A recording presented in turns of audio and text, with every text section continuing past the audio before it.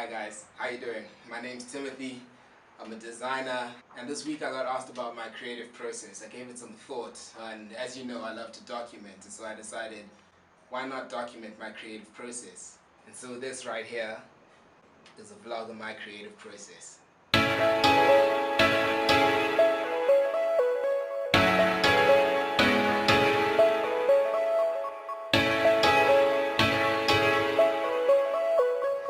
So for me, like, my work fundamentals before anything creative starts is I have to have a cup of coffee and I gotta get some good music going. So the first thing I do is sit at my desk, I make sure my desk is clean, then the creative can start.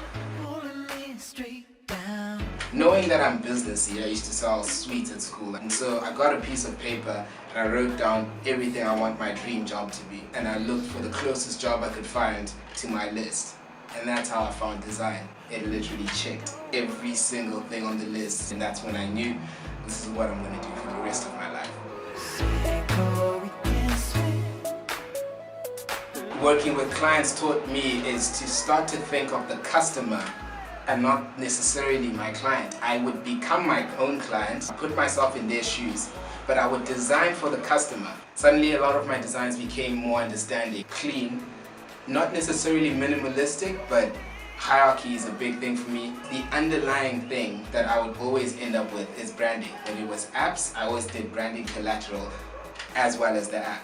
When it was packaging, I thought logo and then packaging. This branding trend and the storytelling, it was the underlying thing between all my design. And so what I do to stay inspired is I go through sites like Pinterest. I just look at other people's work.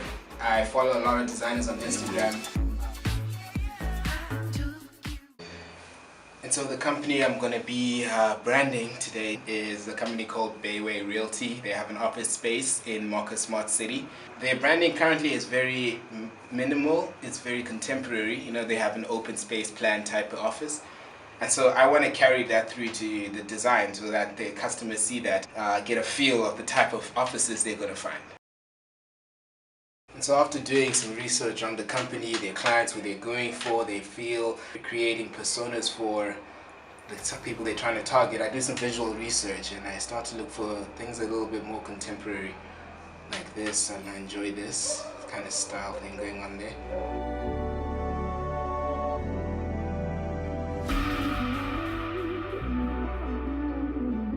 I do a little list, little mnemonic list, and I write down stuff that sticks out. You know, I see a lot of lines, I see a lot of shapes, you know, could I write it in numbers, caps, small case, and I continue to go through it. And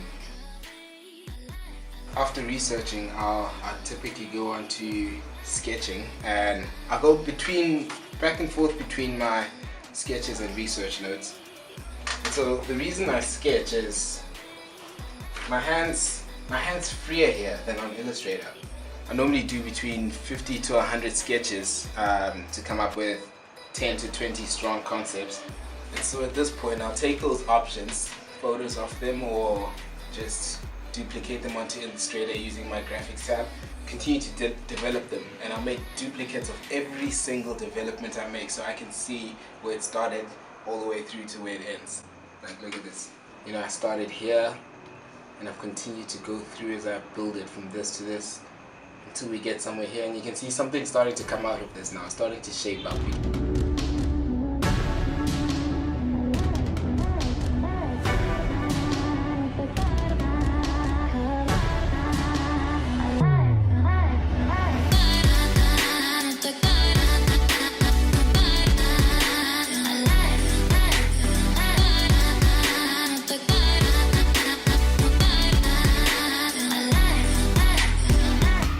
Try some different options, started to pick something, and I started to work on its layout.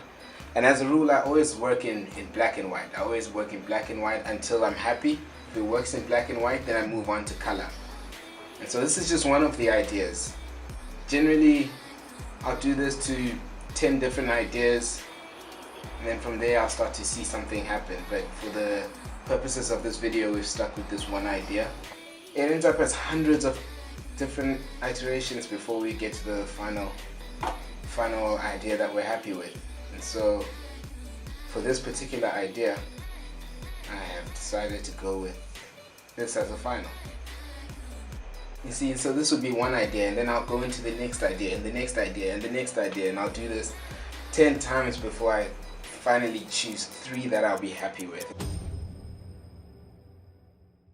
You know, it's an open plan, American looking type of setup, contemporary, and it's very square shaped and box and rectangles, and I try to keep that shape in the logo so that when it's there with the building or within the building and such, it kind of goes with the synergy of the entire room and it completes the whole story. Continue to play with this logo and the different ideas.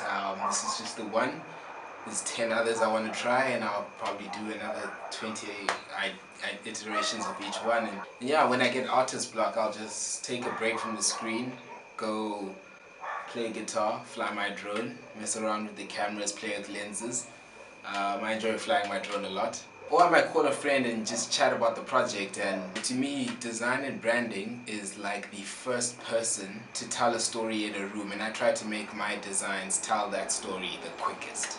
Another thing I find important to do whilst I design is to try apply my designs on different real life situation applications. You know, try it on a t-shirt, on a cap. Your design looks like one thing when you put it on a paper and an A4, it looks pretty cute and stuff on Illustrator, but hardly is it going to be used that way. It's going to be used on buildings, on billboards and brochures, and so that's my creative process. Thanks for getting to know me, and I hope I hear from you guys soon. You know, comment, let me know what you think. What's your creative process? Maybe I could learn something new from you, or maybe you could just find something interesting to chat about. So thank you for watching my creative process. My name's Timothy.